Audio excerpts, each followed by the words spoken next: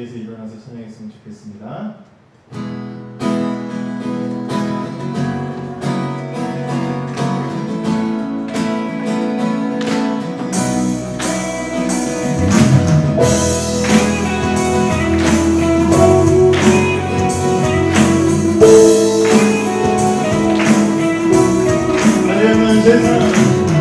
나의 한 주의 사랑 산과 바다의 너지 내 마음 뗄때 주님 나의 참 자유 주셨네 늘 그 속에 거하며 나의 손을 높이 들고 언제나 주님의 사랑을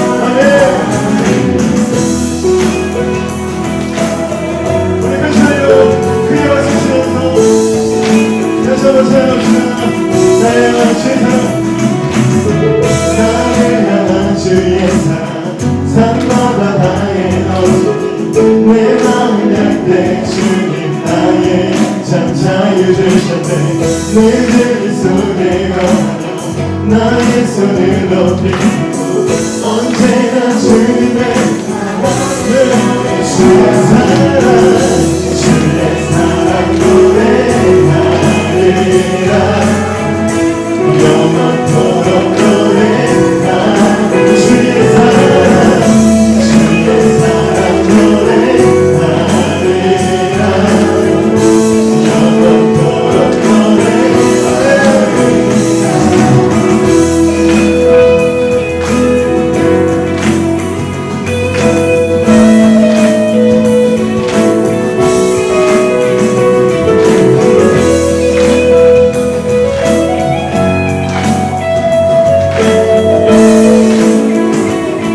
목소리로 주의 사랑 노래하며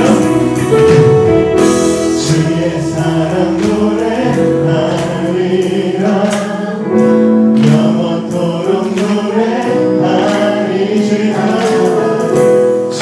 사랑 노래하리라 영원토록 노래하리 주의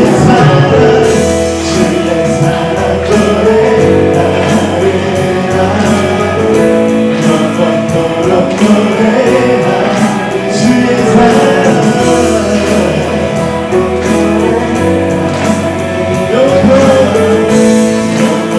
우리 마지막으로 다시 한번 주의 사랑 노래하리라 영원토록 노래하리 주의 사랑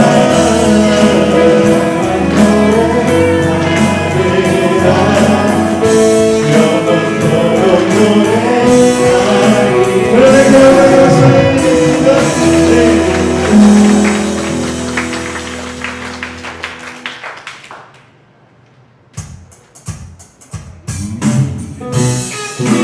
잘 아는 사람이죠?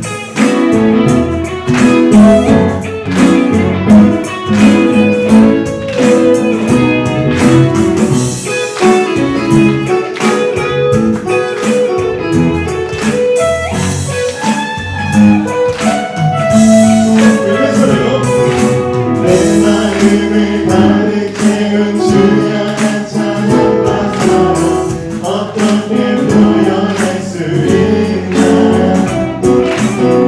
수많은 찬양들로 그만 표현할 수 없어 다시 여러분들 소리가 잘 안 들려요. 다시 한번 내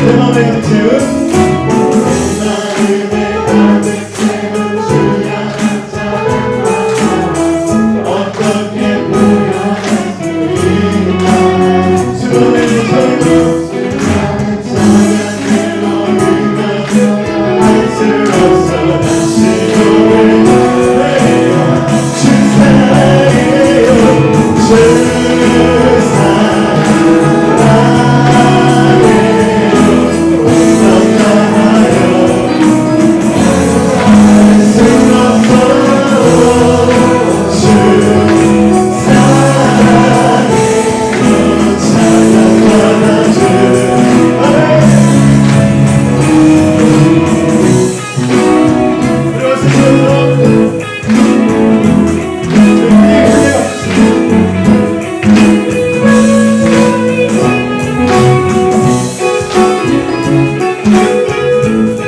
우리 이적을 생각할 때 먼저 우리 자매들이 우리 여자 친구들이 먼저 해보겠습니다. 수많은 들리는데? 안 들리는데? 주님은 나의 사랑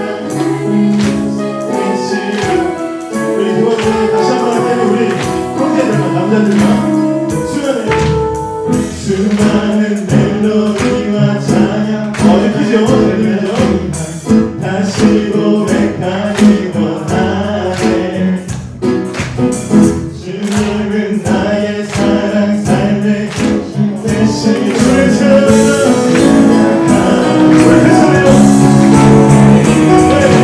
주의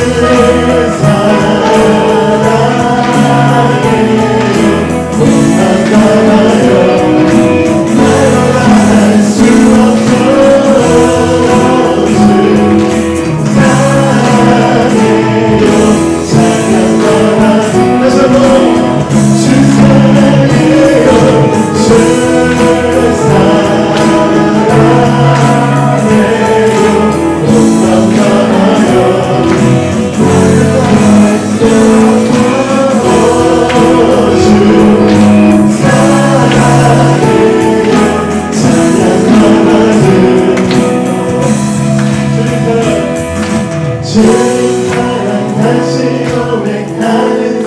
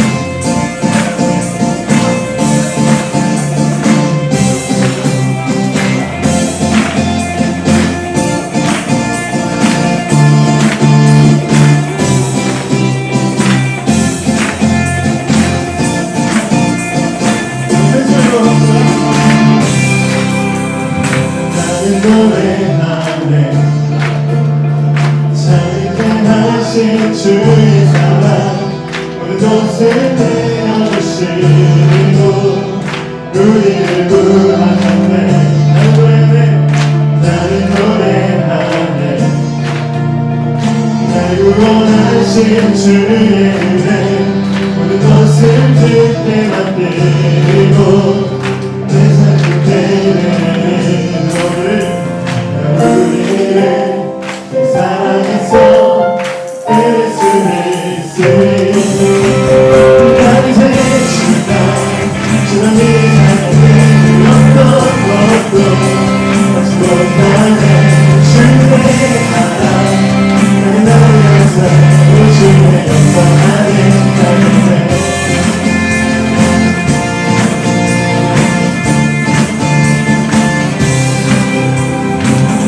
노래하네. 자유케 하신 주의 사랑 모든 것을 내어주시고 우리를 구하셨네. 나는 노래하네.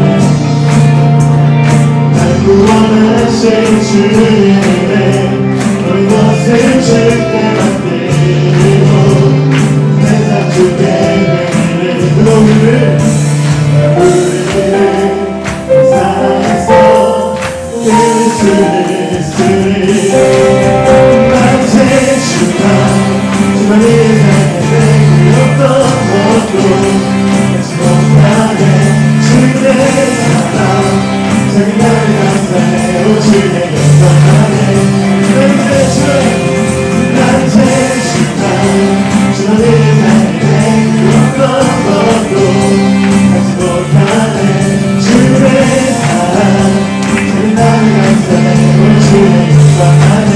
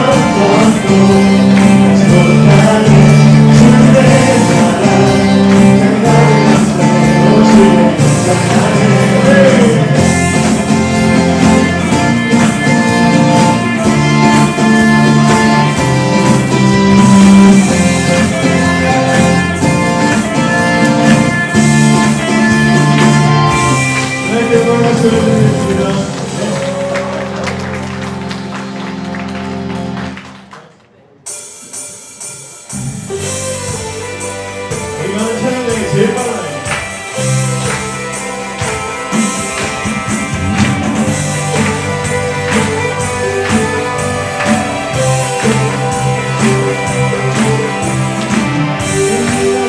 주를 너의 사랑 죄와 사랑을 물리치셨네.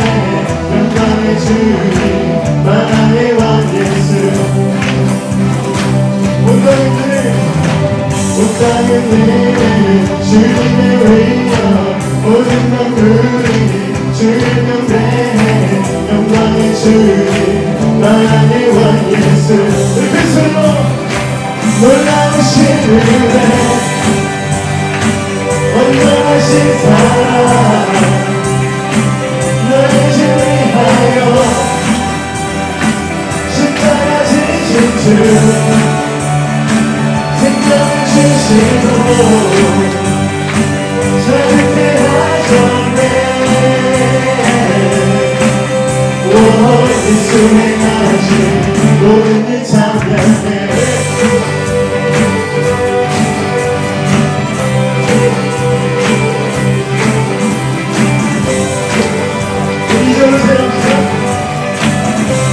모든 문제는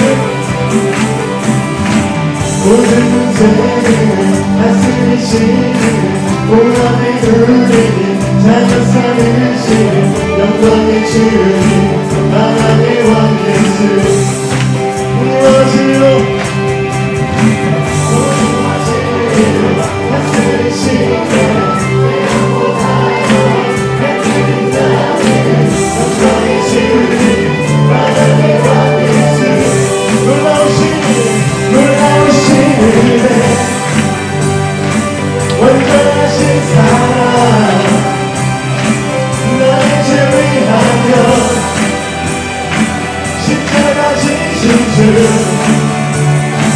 생명을 주시고 자유케 하셨네 예수의 가신 모든 일 찬양해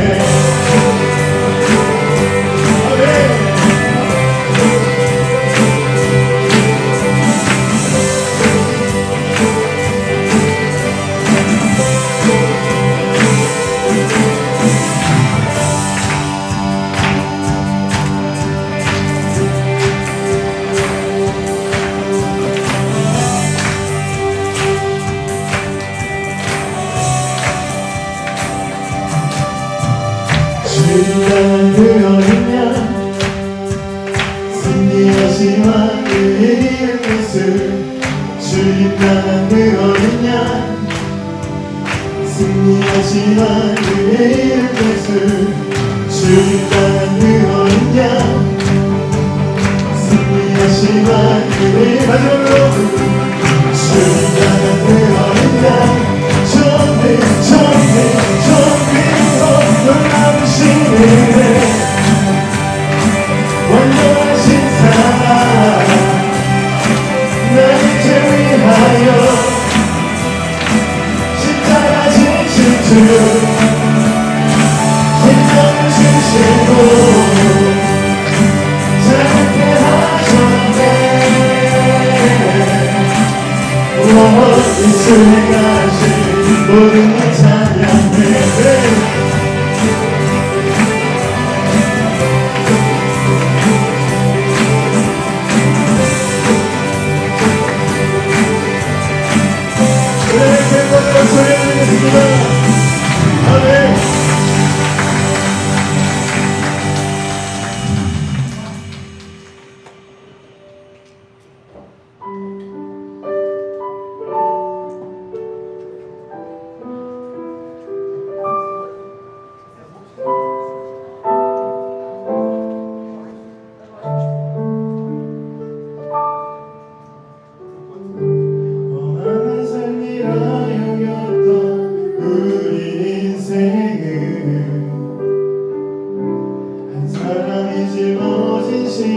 십자가로 변했네 우리의 세상은 여전히 험하게 보이나 주 안에서 우리 사랑을 외치네 이곳에 주의 나라와 주의 뜻만이 영원히 이루어지니 주가 일하시는 우리의 삶 가운데 주님께 우리 찬양과 그의 영광을 영원히 노래하리 보이지 않으시는 당신의 빛사랑을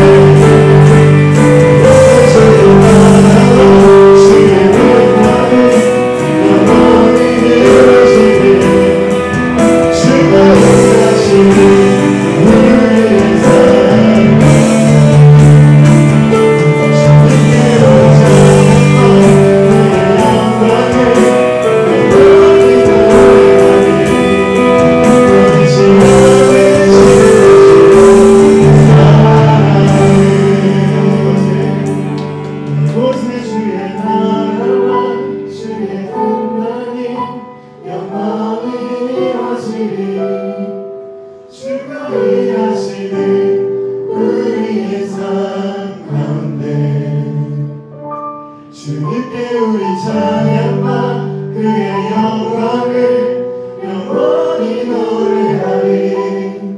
보이지 않으신 당신의 그 사랑을.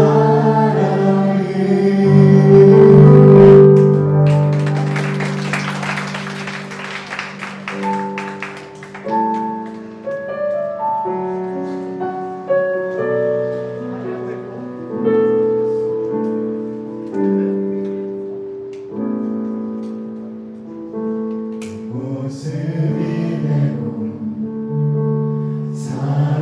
사랑하시네. 연약한 그대로 사랑하시네. 나의 모든 발걸음 주가 하시나니. 나를 인도하소서.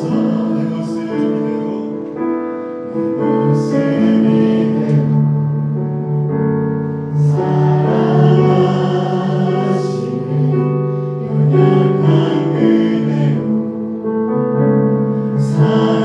사랑하시네. 나의 모든 발걸음 주가 하시나니. 나를 인도하소서. 주의 날개 아래 거하는 것, 주의 임재 안에 거하는 것, 나의 가장 큰 소망, 나의 가장 큰 은혜, 주와 함께 동행하느니. 주의 날개 아래 거하는 것,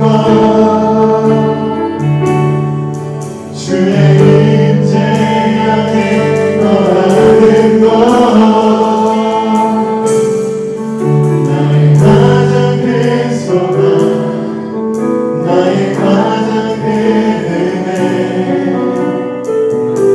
주와 함께 동행하느니.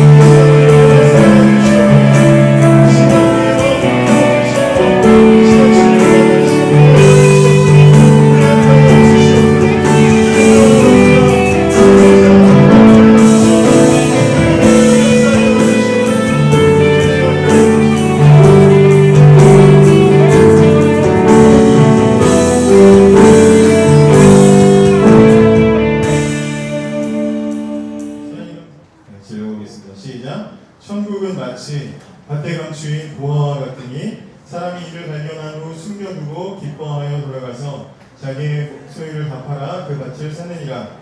또 천국은 마치 좋은 진주를 구하는 장사와 같으니 극히 값진 진주 하나를 만남에 가서 자기의 소유를 다 팔아 진주를 샀느니라.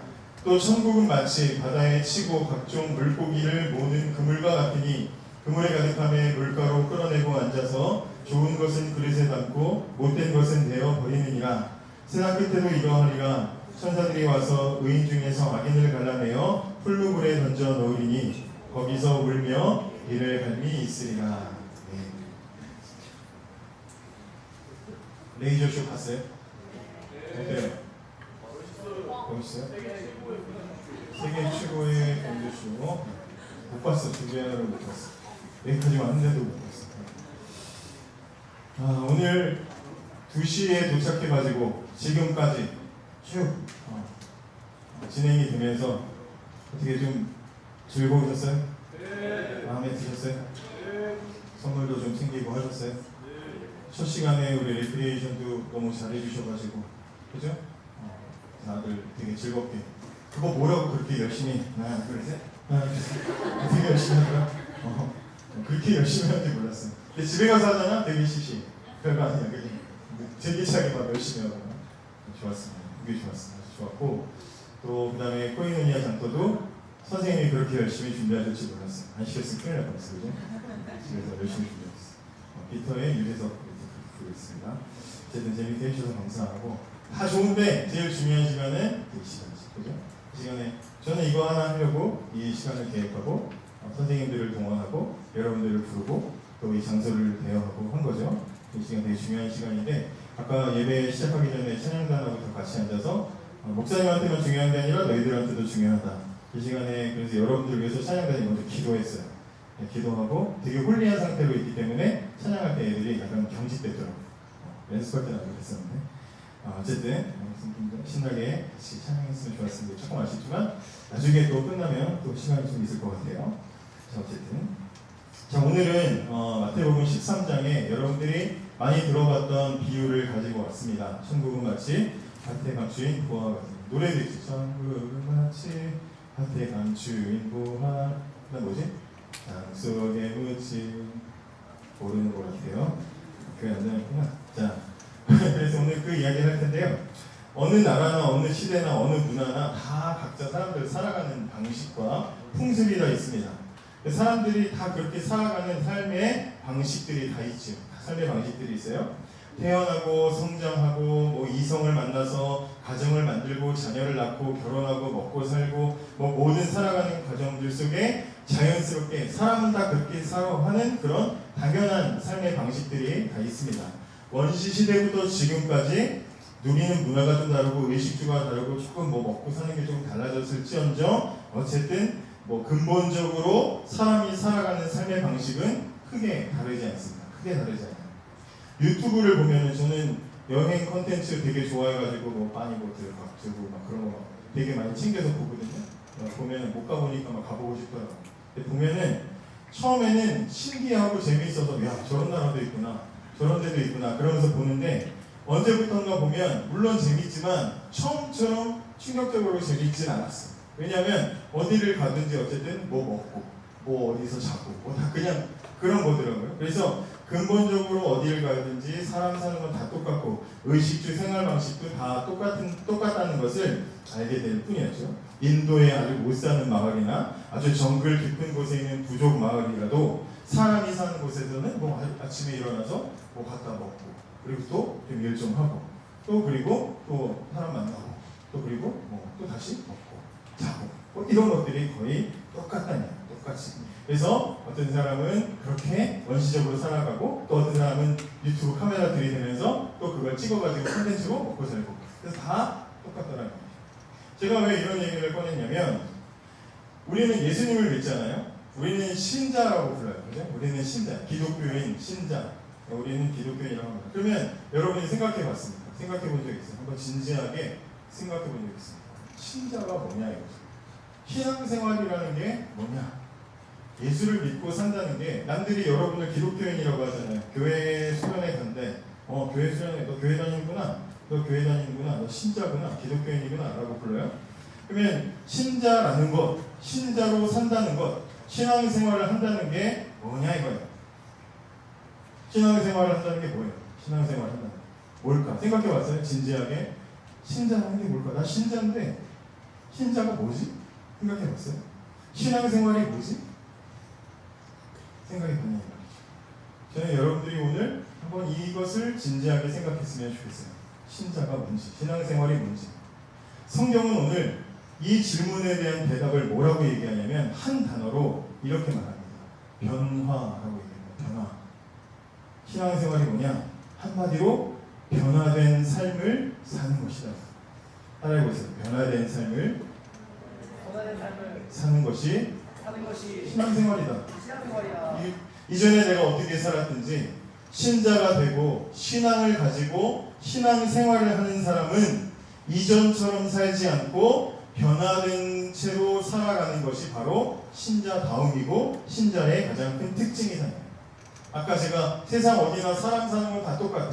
먹고 사는 거 다 똑같아. 이렇게 말했지만 뭐 더 좋은 집, 더 좋은 음식, 더 좋은 옷 입고 사는 게 최고고 당연하고 더 많이 갖고 싶어하고 누구나 다 똑같은 것을 바라보면서 조금 정도의 차이 그리고 양의 차이는 있지만 그러나 거의 다 그렇게 비슷하게 살아가는 삶 중에서 그렇게 사는 것을 몰라서가 아니라 이제는 알지만 더 이상 남들 사는 것처럼 살지 않기로 한 사람이 바로 신자예요.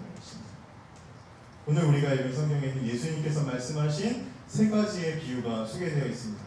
첫 번째 비유는 뭐냐? 그 중에 이제 두 개의 비유가 하나 이야기를 하고 있고 마지막 비유는 다른 이야기를 하고 있는데 첫 번째 비유는 뭐예요? 어떤 사람이 밭에 감춰져 있던 보물을 발견하고 그 보물을 차지하기 위해 그 밭까지 다 샀다는 이야기입니다. 잘 아는 이야기죠.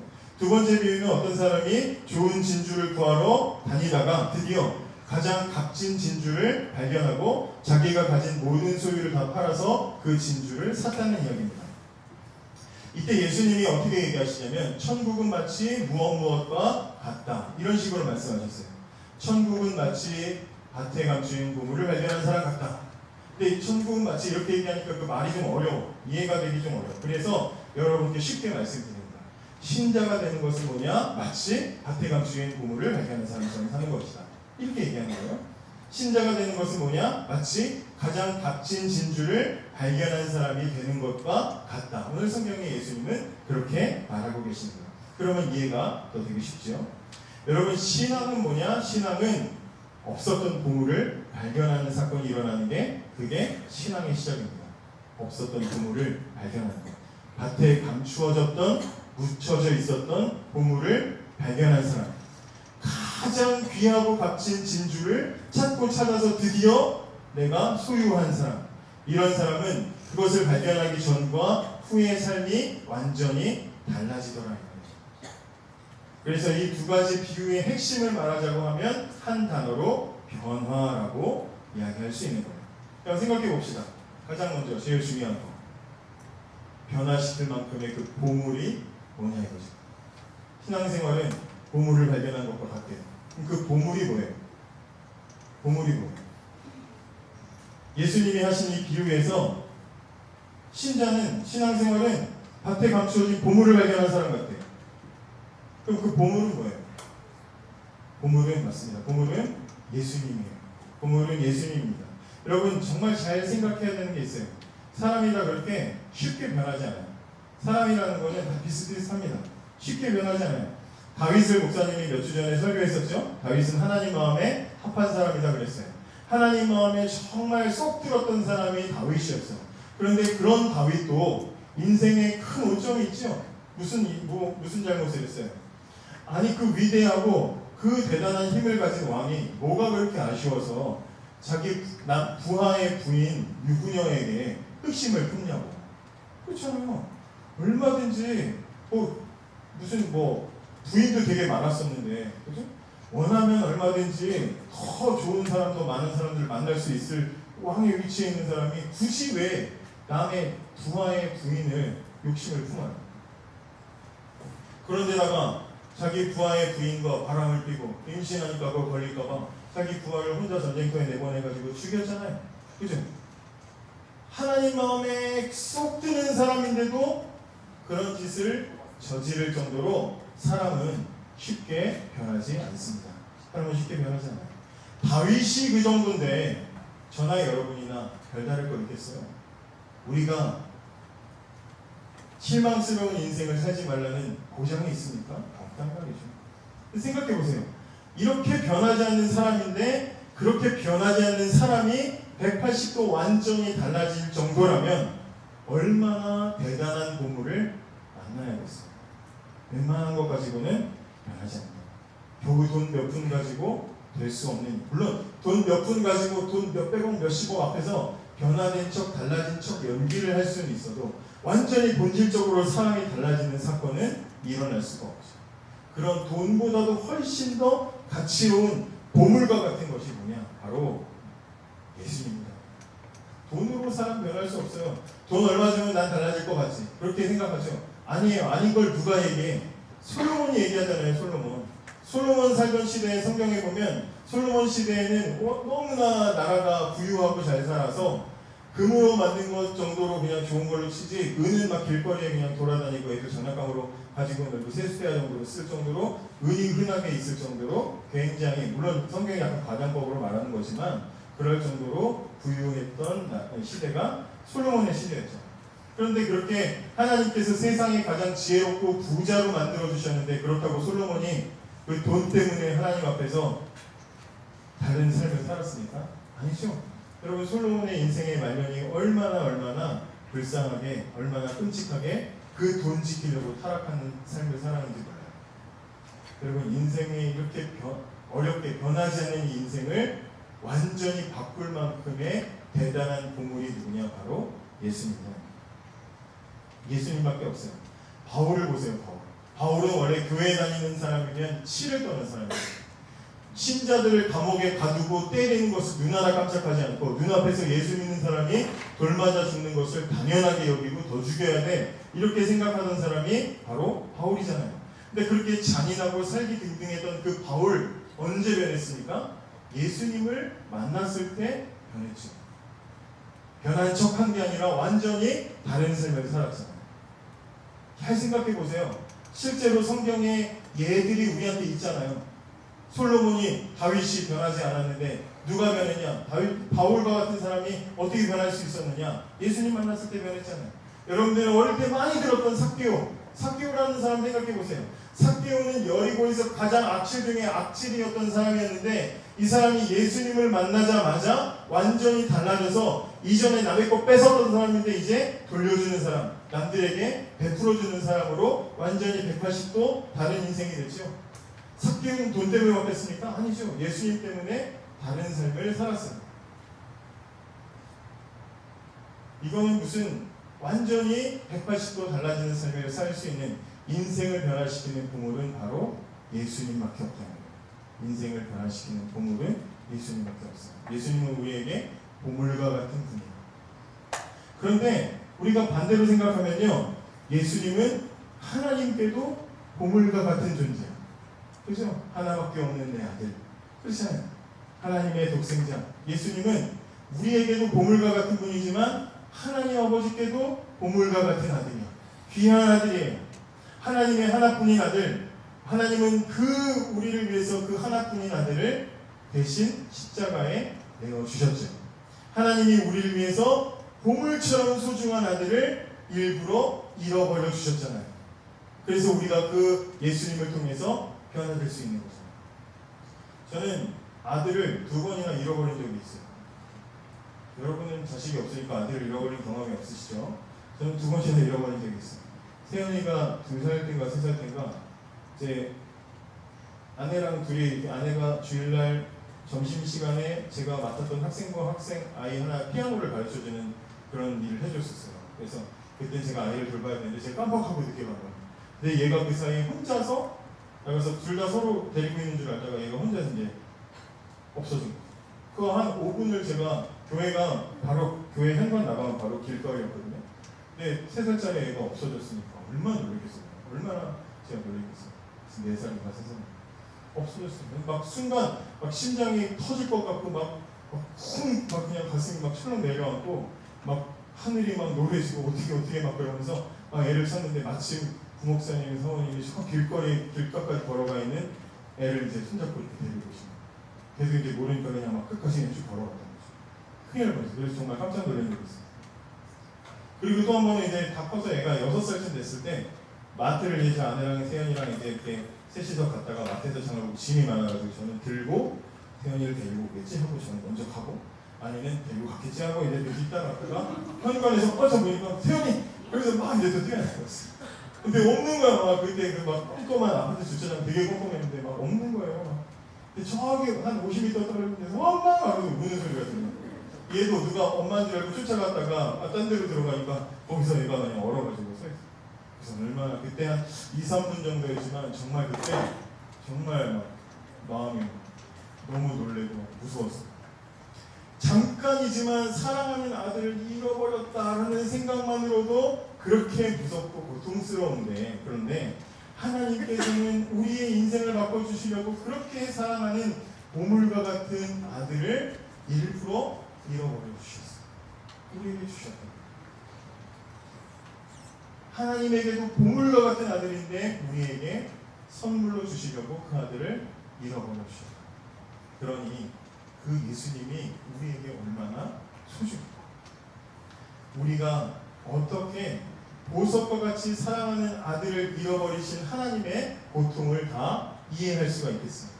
우리에게 예수님의 십자가는요, 단순히 나를 구원하는 도구, 천국 가는 길, 이것만이 아니라 예수님의 십자가는 우리를 위해서만 예수님께서 우리를 위해서 십자가에 맞으시고 십자가에 못 박히는 고통을 당하시는 게 아니라 하나님께서 아들을 잃어버리는 고통을 참아주신 게 예수님의 십자가 사건이라는 것을 우리가 기억을 해야 돼요. 우리를 사랑하시고 우리를 변화되기를 간절히 원하시는 분은 예수님만이 아니라 아버지 하나님도 우리의 변화를 간절히 원하고 계십니다.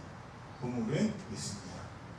여러분, 예수님의 신자의 특징이, 예수를 믿는 신자의 특징이 변화된 사람이라고 했는데, 변화라는 것은 이전과 달라지는 것이에요. 이전과 달라지는 것. 그래서 저는 여러분께 오늘 확인을 하고 싶어요. 확인. 무엇을 확인하느냐? 나는 진짜냐 가짜냐를 확인했으면 좋겠어요. 오늘 여러분들에게 던지고 싶은 질문은 이거 하나입니다. 나는 진짜 신자인가 가짜 신자인가? 스스로에게 질문해 볼 수 있었으면 좋겠습니다. 저는 오늘 여러분들 중에 단 한 사람이라도 오늘 이 질문을 진지하게 받아들이고 나는 진짜인가 가짜인가, 나는 진짜 신자인가 나는 가짜 신자인가, 여기에 대해서 자신을 돌아보는 시간을 갖게만 된다면 이번 수련회는 충분히 가치가 있고 의미가 있는 수련회라고 확신을 합니다. 그런 기대가 있어요. 설교를 준비하면서 술술 썼어요. 왜냐하면 여러분들이 이 질문을 받아들이고 고민했으면 좋겠다는 생각을 늘 하고 있거든요. 나는 진짜인지 가짜인지. 그냥 주일날 교회 다 나오고 이렇게 묶여있으니까, 부모님 다 교회 다니시니까, 가족들 대부분 다 교회 다니니까 우리는 기독교고 나는 신자, 이게 아니라 스스로 뚝 떨어져서 한번 여러분들이 생각했으면 좋겠어요. 오늘 나는 신앙생활을 하는가, 나는 종교활동을 하고 있는가. 군대 가면요 종교활동이라는 시간이 있어요. 군대 지금 그래서 나온 지 얼마 안 된 사람 제가 앉아있는데 군인 아저씨거든요. 근데 저 아저씨가 나와 있는데, 군대 가면은 요즘에도 주일날 종교 행사라고 하죠. 종교 행사라는 걸 군인이 아까 그러잖아요. 저 때도 그랬지만 지금도 그렇대요. 종교 행사라는 게 있어요. 주일날 군인들이 기독교, 불교, 천주교 갈 수가 있어요. 갈 수가 있는데, 근데 거기 있는 거의 대부분의 군인들이 그냥 부대에 있기 싫어서 따라 나가는 사람들이 많고, 그리고 가면 뭐 선물 주거든요. 담배를 주는, 절에서는 막 담배도 주고, 어떤 때는 막 교회에서는 유명한 초코파이 주고, 그죠?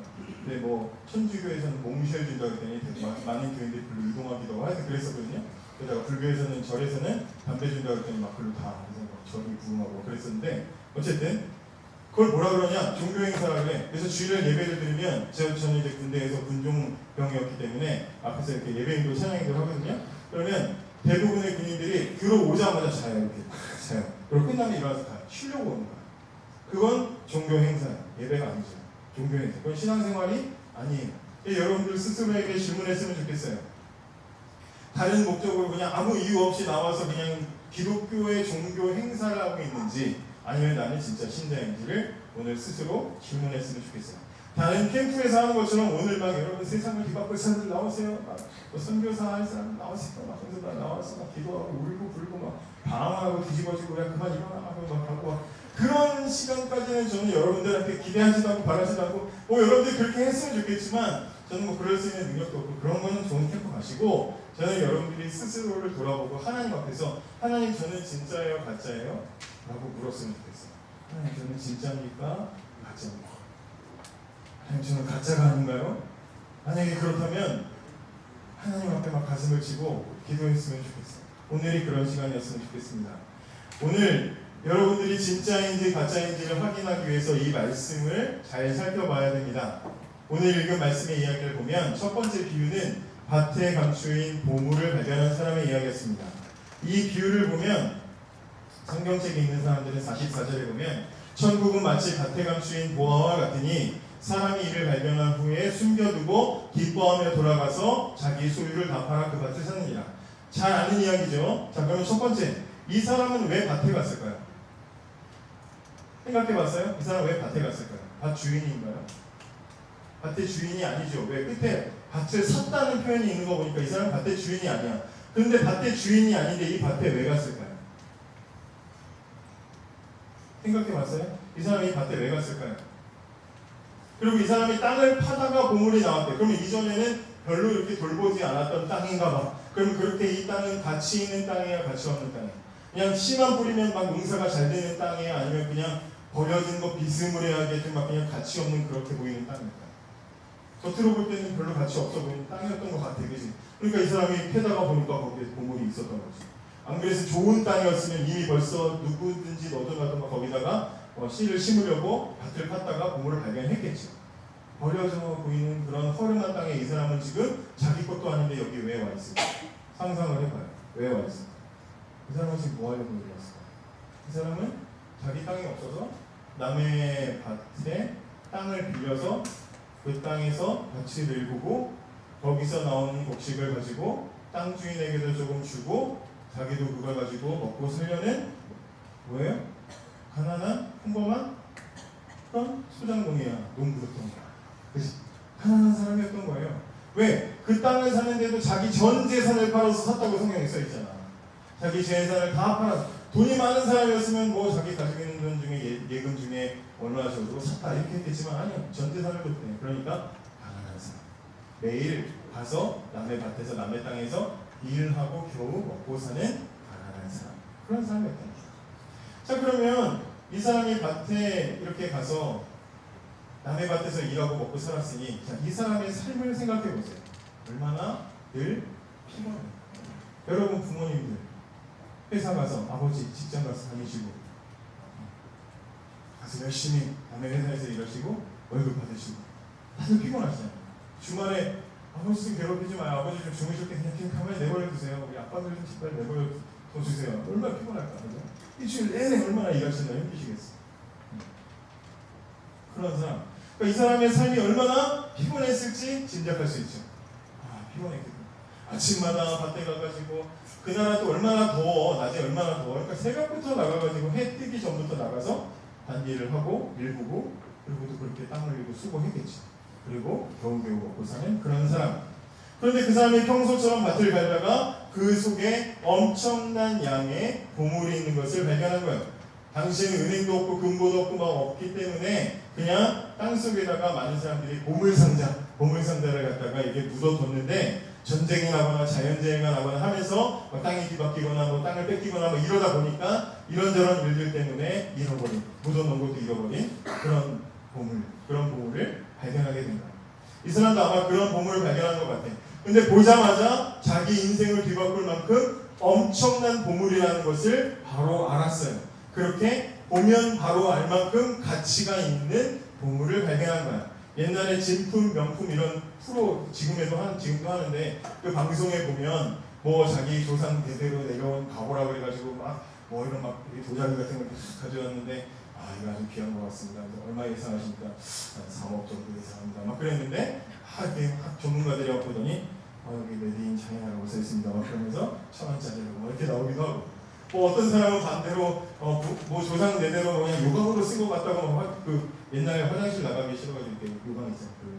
그런 것 같아요. 그래서 가져왔는데 이건 뭐 엄청 가치가 있고 뭐 왕이 쓰던 거고 뭐 어쩌고 하면서 몇 억 이렇게 나오고 뭐 깜짝 놀리기도 가치를 모르면 그렇게 되는 거잖아요. 근데 이 사람은 이 농부가 발견한 보물은 뭐예요? 보는 순간 이건 내 인생을 완전히 바꿀 수 있을 만한 보물인 줄 알아볼 수 있는 그런 가치가 있는 보물이에요. 얼마나 흥분됐겠어요? 얼마나 신났겠어요? 이야, 이걸 나만 알고 있어? 이 대단한 보물, 이걸 가지면, 이걸 차지하면 내 인생은 완전히 달라질 수 있어. 우리 가족들은 이제 끝난 거야. 난리가 난 거야. 얼마나 좋겠어요. 하지만 그 흥분을 가라앉히고, 왜? 내 땅이 아니니까. 가라앉히고 다시 보물을 땅에 감추고 집으로 돌아가서 가진 전 재산을 가지고 와서 다 모아서 이 밭을 샀다. 성경이 이렇게 얘기합니다. 예수님 뭐라 그러세요? 신자에게 일어나는 변화는 이 정도의 변화다. 이렇게 얘기하십니다. 자, 여기서 신자에게 일어나는 변화를 두 가지 특징을 두 가지로 말할 수 있어요. 첫째는 뭐냐? 예측할 수 없는 때 갑자기 일어나는 거예요. 신자의 변화는 예측할 수 없을 때 갑자기 일어납니다. 신앙의 변화는요, 갑자기 일어나요. 예측할 수가 없어요. 계산이 안 되는 거예요. 비유 속의 주인공은요, 그날 아침에 보물 찾으러 가야지. 인디아나 존스가 아니야. 보물 찾으러 나온 게 아니었어. 뭐하러 나왔어? 오늘 일하러 가자. 그러면서 일하러 밭에 출근한 거야. 보물을 발견할 수 있을 거라는 기대를 전혀 안 하고 있었어요. 전혀 예상하지 않았고 계산하지 않았어요. 그곳을 파보면 거기에 있을 거야. 여러 가지 단서를 경험하니까 거기에 있어. 그러고 간 게 아니다 이 말이에요. 마찬가지예요. 복음을 통해서 우리에게 일어나는 변화는요, 우리의 예측이나 계산으로 이루어지는 게 아니에요. 삭개오가 저 뽕나무에 몇 미터 정도 올라가면 예수님의 시선과 정확하게 맞아서 예수님께서 여기쯤 오셨을 때 나를 보게 되실 것이고, 그럼 나를 부르셔서 난 그 집에 가겠지 하고 거기 정확하게 그 위치에 있었던 게 아니잖아요. 그죠? 계산하고 올라가는 게 아니었어요. 바울이 오늘 그래, 오늘 좋다. 바람 좋고 풍냄새 좋고 오늘쯤 다메섹으로 가다 보면 예수님이 나를 만나주시겠지? 계산하고 나가는 게 아니잖아요. 그죠? 예측할 수 없는 사건입니다. 우리가 예측하지 못한 곳, 우리가 계산하지 못한 순간에 갑자기 복음이 우리를 예수님 앞으로 인도하는 순간이 있어요. 그렇게 되면 우리에게 변화가 일어나는 거예요. 갑자기 내가 그냥 내 삶을 살아가고 있는 도중에 복음이 갑자기 나를 예수님 앞으로 끌고 가서 나를 변화시키는 순간, 사건이 일어나더라 이 말이에요. 오늘쯤 이렇게 하면 수련회에서 예수님이 찾아오시겠지? 기대를 할 수는 있지만 계산대로 되는 것은 아니다. 두 번째 변화의 특징이 뭐냐? 지극히 개인적인 사건이라는 거예요. 변화는 개인적인 사건입니다. 밭에서 보물을 발견한 사람이 이것을 숨겨두고 집으로 갔습니다. 만약에 집에 가면서 너무 말하고 싶어. 나 보물을 찾는 거 너무 말하고 싶어. 그래서 막 가다가 버스에서 옆에 앉은 사람한테 이렇게 뭘 보세요. 보물 발견했지. 보물이 있어요. 막 얘기하고 다니겠어요? 그럼 금방 그 사람 찾아갈 거 아니야. 그죠? 소문날 거 아니야. 가족도 못 믿어. 집에서 제일 막 셋째 아들은 막 뭐만 하는지 온 동네 떠들고 다녀. 걔한테는 말 절대 안 하지. 부인한테도 말 안 해. 부인한테도 혹시 잘못 말했다가 부인이 다음날 아침에 슬쩍 짐 다 싸가지고 갈 수도 있는 건 말 못해. 나만의 비밀이에요. 그 보물을 완전히 차지할 때까지는 나만의 비밀이에요.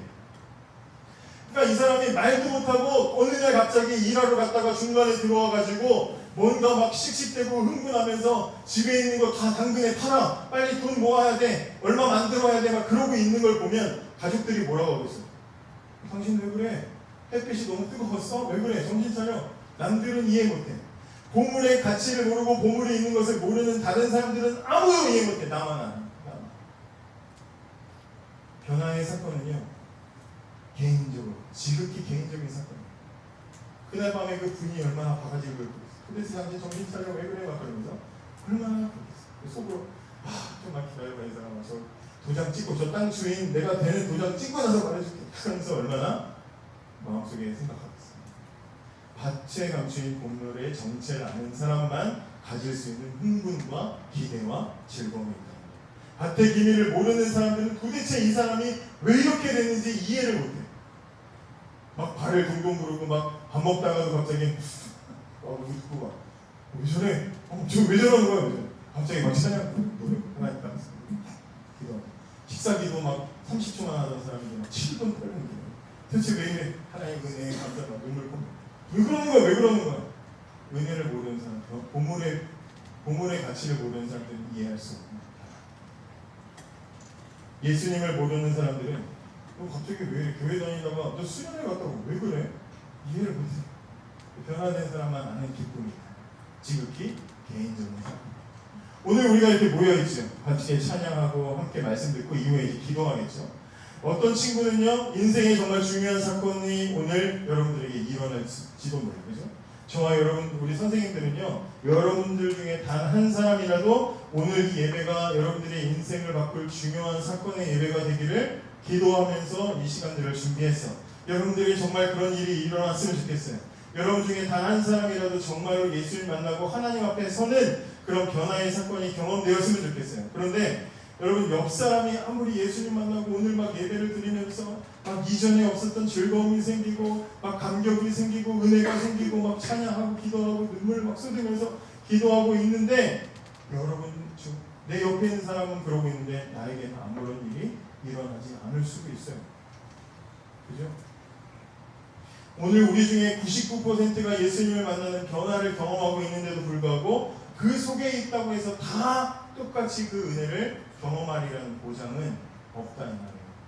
예수님을 만나는 사건, 보물이신 예수님을 만나는 사건은 개인적인 사건이거든요. 그게 중요한 거예요. 중요한 거예요. 그날 그 자리에 내가 있었다. 그거 그렇게 의미가 없다는 거예요. 그래서 예수님 만났냐? 이게 중요한 거죠. 저는 여러분들 모두가 개인적으로 예수님을 만나는 사건을 경험하기를 원합니다. 정말 진심으로 원해요. 이런 위대한 사건이 여러분들에게 일어났으면 좋겠어요. 여러분 중에 단 한 사람이라도 보물을 발견하는 그 기쁨, 그걸 이해하지 못하고 돌아가는 사람이 없었으면 좋겠어요. 아, 왜 이렇게 오랫동안 늦게 피곤해 죽겠는데 안 끝나냐? 맨날 이 마음만 가지고 있다가 잠자리에 드는 사람이 없었으면 좋겠어요. 변화는 개인적인 사건.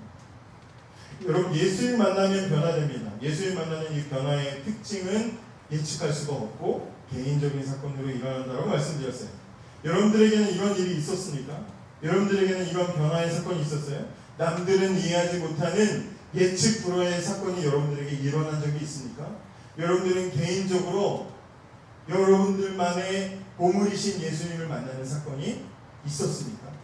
언제, 어느 시점에 여러분들의 마음에 예수님이 찾아오셔서 여러분들의 마음의 문을 두드리시고 주님을 여러분들이 영접했을 때 여러분들에게 다른 사람들이 이해할 수 없는 기쁨을 주신 경험이 있나요?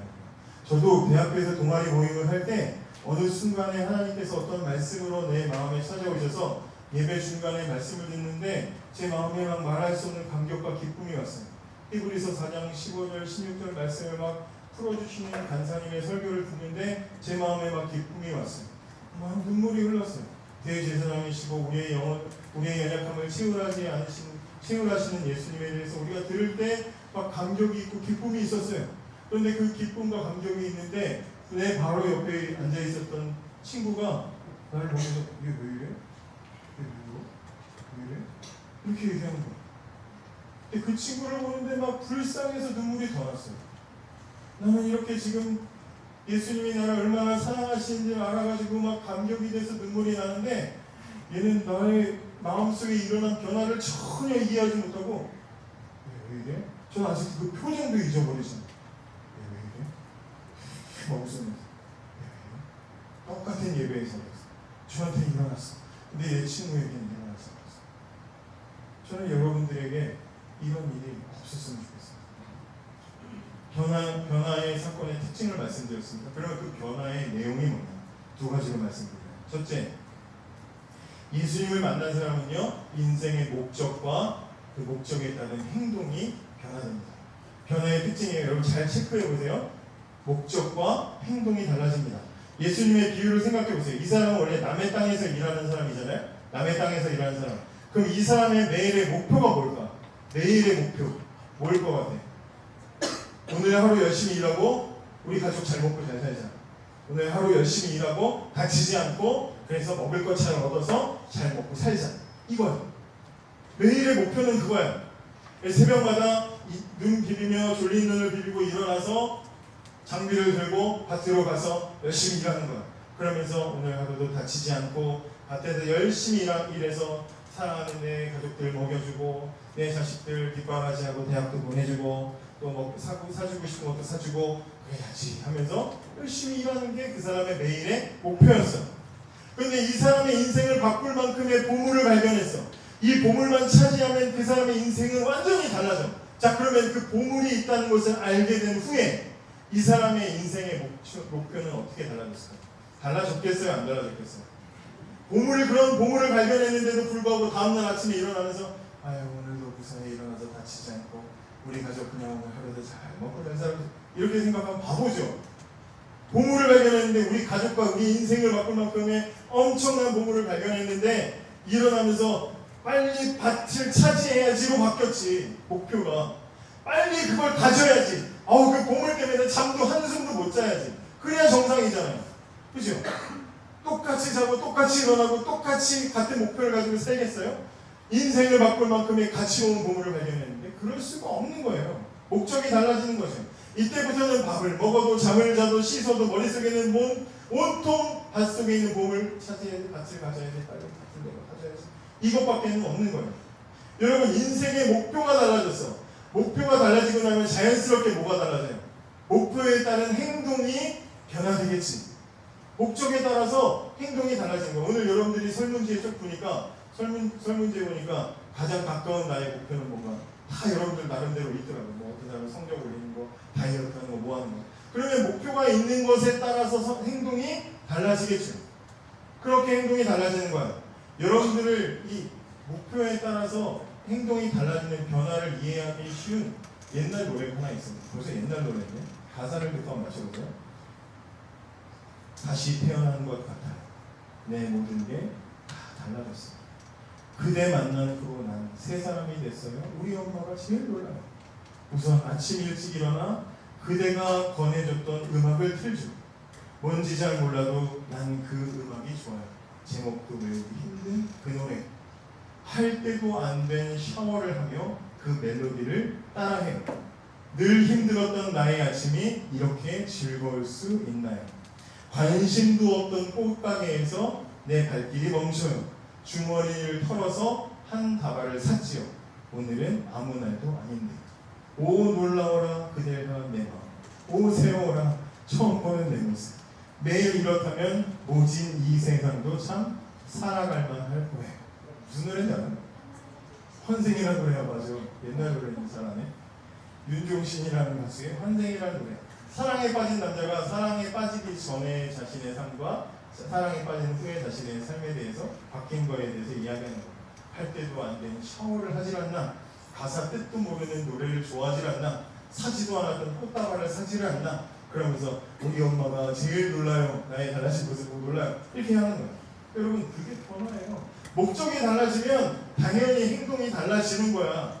그녀에게 잘 보여야 되겠다. 목적이 딱 생기고 나니까 샤워도 알아서 하고 다 하는 거야. 여러분, 우리 남자친구들, 청소년들 중학교 1학년, 2학년 때 되게 안 씻어요. 되게 안 씻는데 어느 날 사춘기에 딱 접어들고, 그리고 엄마가 맨날 등짝대러 씻어라. 아유 냄새 들어오고 싶어서 막 등에 막 소금 염전 막 생기고 막 그러면서 돌아다녀. 근데 어느 날 한 여학생이 가슴에 탁 들어오지.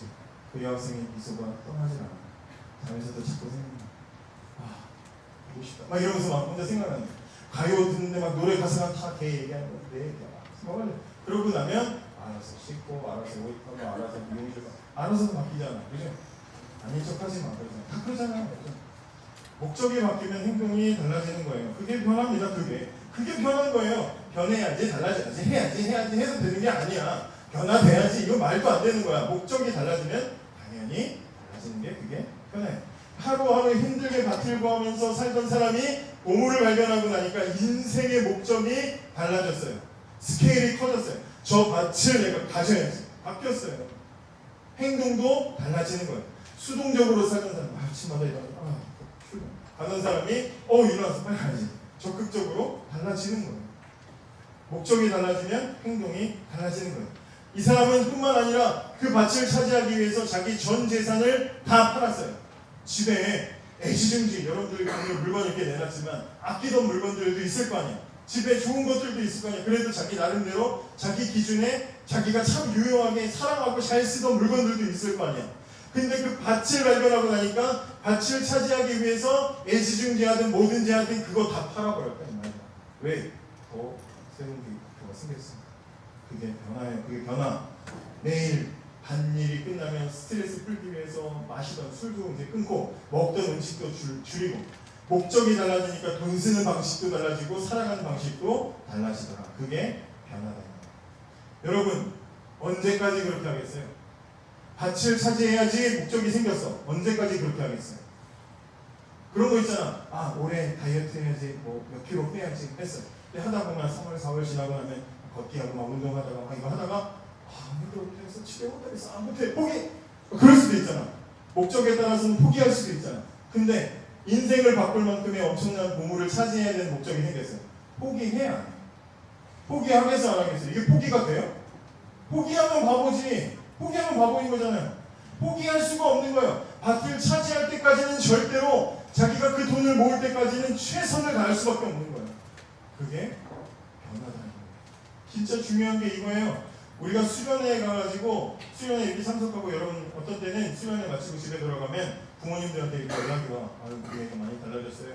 우리 진이가 참 많이 좋아졌어요. 그러면서 진이한테 엄마한테 전화한 건 아니고 예를 든 거야. 막 갑자기 막 집에서 막 애가 이렇게 좋아졌어요. 밝아졌어요. 막 이게 근데 한 몇 달 지나고 나면 선생님 우리 어떻게 해요? 똑같아. 변화됐다고 했는데 좀 시간이 지나면 똑같아요. 원상태로 돌아가는 경우 있어요 없어요? 있어요 없어요? 어떤 친구는 수련회 막 좋았어. 야 근데 좋았다. 안녕히 계세요 선생님 안녕히 계세요. 그 집에 가서 지금 문 열자마자 뭐 어쩌라고 막 짜증내고 바로 난 할 말 몰라고 한다고 바로 잊어. 여러분 근데 여러분들이 인생을 바꿀 만큼 귀한 보물을 만난 사건이 있었다면 그렇게 되겠어요? 그 변화가 진짜라면 그렇게 되겠냐고. 진짜 예수님을 만난 사건이라면 그렇게 금방 그 은혜가 사라지겠어요? 그럴 수가 없다 이 말이에요. 변해야지 해서 되는 변화가 아니에요. 자연스럽게 내 인생의 목적이 달라지고 행동이 달라져요. 윤종신처럼 엄마가 놀랄 정도로 변화되는 사건이 일어나는 거예요. 두 번째 변화의 특징, 변화의 내용이 뭐냐? 예수님을 만난 사람은 기쁨과 만족의 크기가 달라집니다. 이 사람을 다시 생각해봐요. 이 사람의 인생도 나름대로 기쁨이 있었겠지. 맨날 지옥 같진 않았을 거 아니야. 행복한 게 있었을 거야. 그죠? 이것이 행복, 얼마나 좋았어. 맨날 그래도 나름대로 소확행이 있었을 거 아니야. 작지만 확실한 행복이 있었을 거야. 그지? 있었을 거야. 남의 밭에서 일하는 신세지만 사랑하는 가족이 있고 바퀴벌레가 나오는 집이지만 그래도 우리 집이 있고 이렇게 사는 나름의 행복, 만족, 아유 그래도 참 감사합니다. 살았을 거다 이 말이에요. 그런데 이 사람이 보물을 발견했어. 그랬던 사람. 그러면 그 전에 소확행이었던 게 소확행 될 수 있어 없어? 그래도 행복할 수 있어 없어? 없어요. 없지요. 당연히 없지. 보물을 발견했는데 그걸 차지하기 전까지는 어떠한 것도 만족될 수가 없는 거다 이 말이에요. 저는 어려서부터 부모님이 목회를 하셨기 때문에 되게 어려운 환경에서 자랐어요. 어려운 환경에서. 그래서 저는 살던 집이 어떤 집은 방 한 칸이었는데 이렇게 누워서 자면 밤에 쥐들이 달리기 하는 소리가 들어요. 하다가 어떤 쥐가 한 번은 아버지 배로 떨어지는 거예요. 쥐들이 달리기 하는 소리가 들리는 집에 산 적도 있고 비 오면 물이 막 둥둥 새는 반지하에 산 적도 있었고 그러다가 이제 상가 건물 어디 새로 지은 상가 건물 교회가 아버지 목회를 하셨으니까 갔는데 거기는 이제 이런 상가 건물이 있으면 이렇게 반을 나눴어요. 3분의 1 정도 잘라가지고 얇은 벽을 대고 여기는 우리 집 문 열면 이렇게 이런 식으로 이제 살았습니다. 근데 거기도 방 한 칸에 온 가족이 저희가 5가족인데 그렇게 살았어요.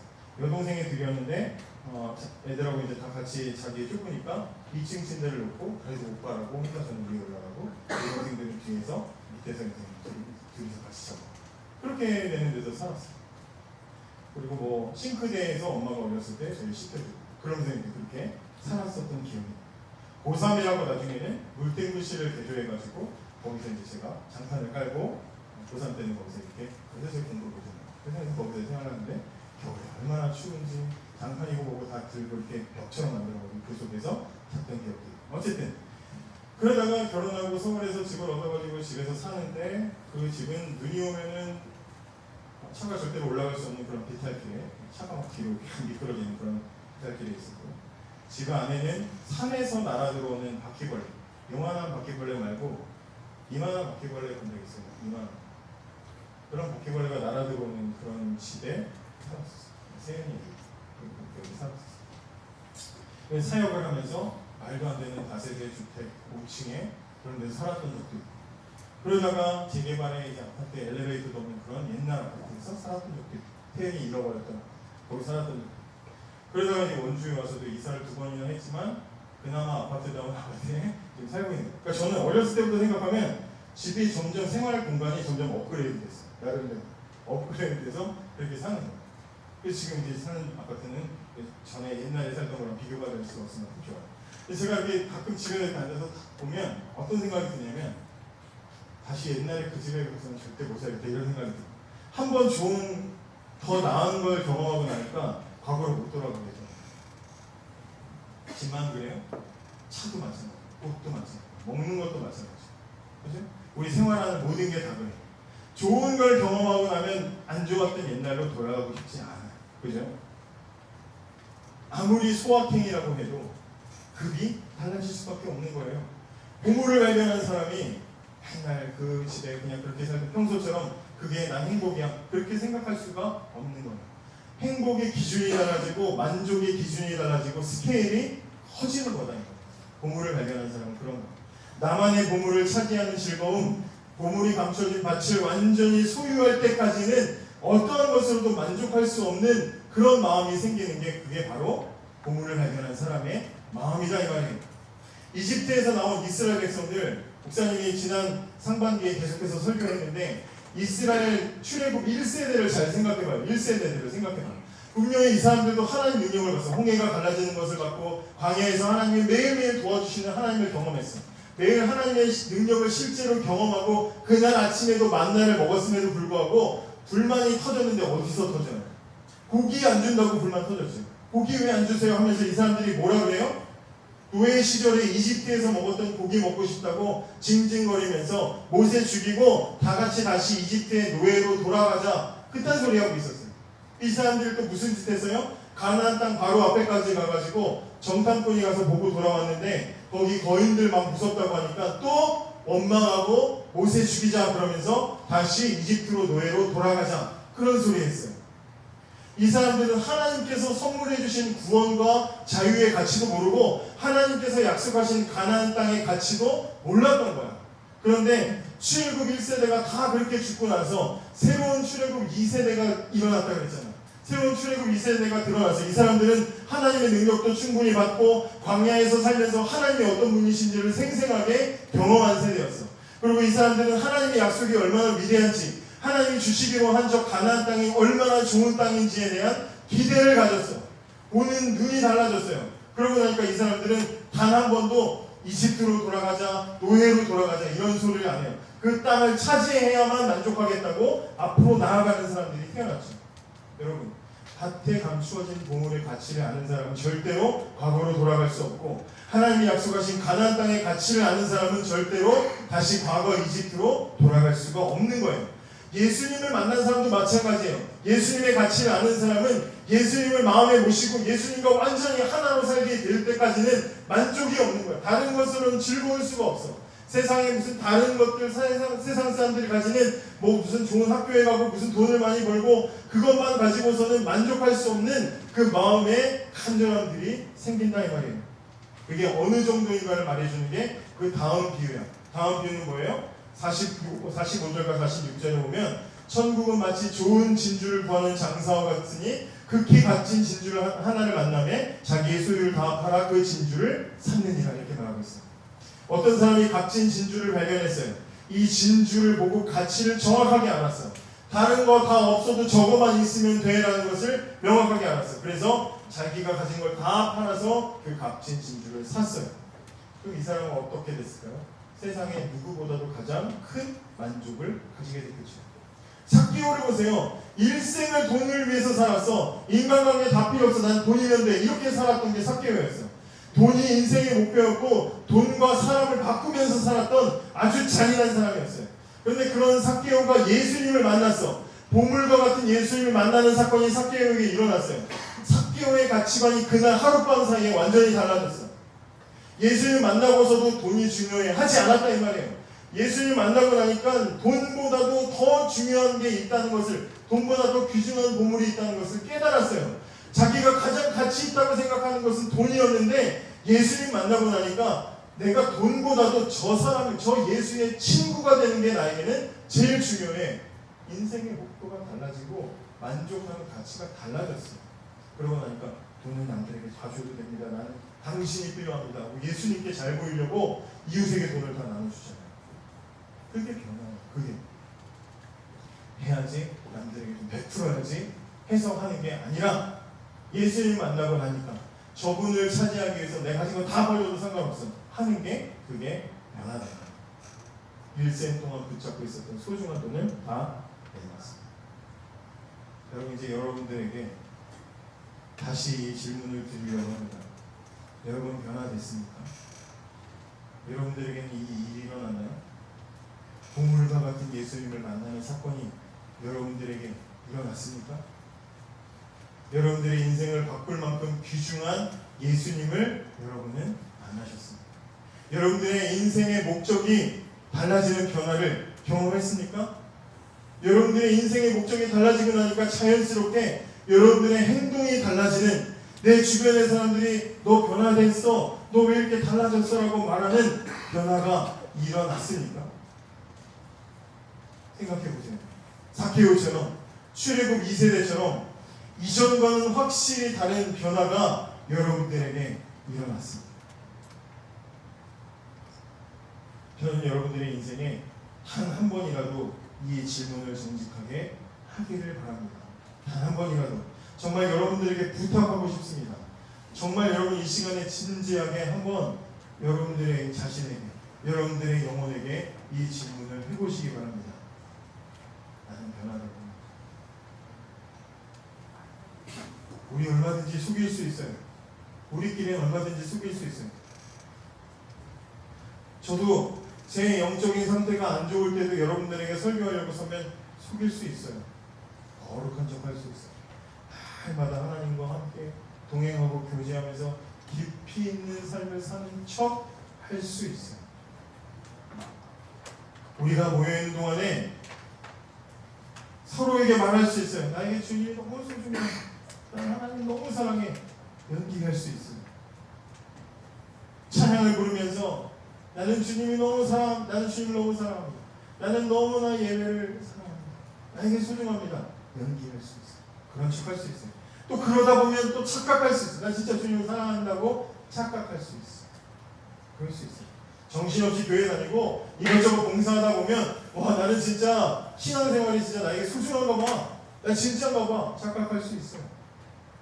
얼마든지 우리는 서로에게 참되고 신실한 신자인 것처럼 보일 수 있습니다. 그럴 수 있어요. 그런데 무서운 사실이 하나 있어요. 무서운 사실. 그것은 우리가 아무리 스스로 착각에 빠지고 남들 앞에서 연기를 해도 마지막에 하나님께서 우리를 판단하신다. 그게 오늘 마지막 비유예요. 마지막 비유는 이렇게 되어 있어요. 천국은 마치 바다에서 물고기를 잡는 그물과 같다. 그물에 가득하니 물가로 끌어내서 앉아서 어부가 좋은 것은 담고 못된 것은 내다 버리는 이렇게 말씀하셨습니다. 신앙생활이 중요한 이유, 여러분들에게 이 질문이 중요한 이유는 바로 이겁니다. 하나님께서 여러분을 판단하는 날이 있다는 것. 반드시 하나님이 여러분을 판단하는 날이 있습니다. 만약에 심판이 없다면 신앙생활 할 필요 뭐 있어요?